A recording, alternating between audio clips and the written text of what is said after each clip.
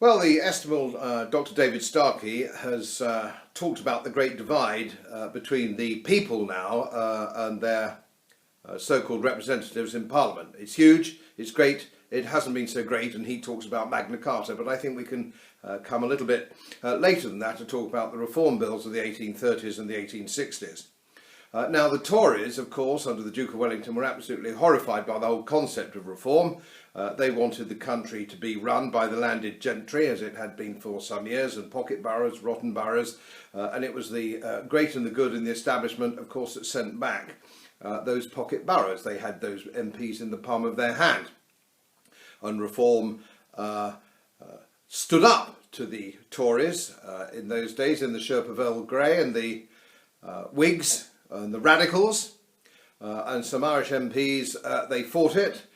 They said, no, we must have reform, we must have a more representative type of government, and of course it was blocked by the House of Lords.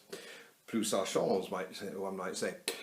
So eventually the reform bill was passed, and of course it had the support of the sovereign, William IV, and it was passed, and it led to far more enfranchisement of ordinary people in the 1860s under Disraeli, a Tory who knew which way the wind was blowing, unlike this Tory administration now who simply still don't get it.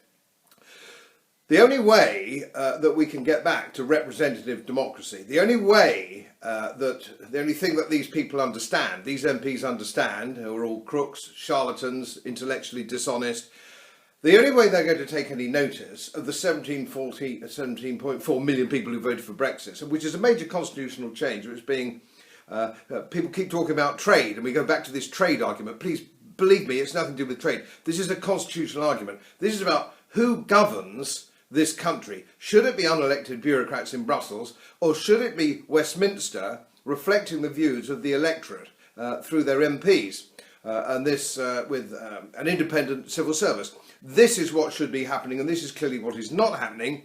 And if you look at what is being said by the Tory party leadership, now you can see that they have learnt nothing. They're like the old French royal family, the Bourbons.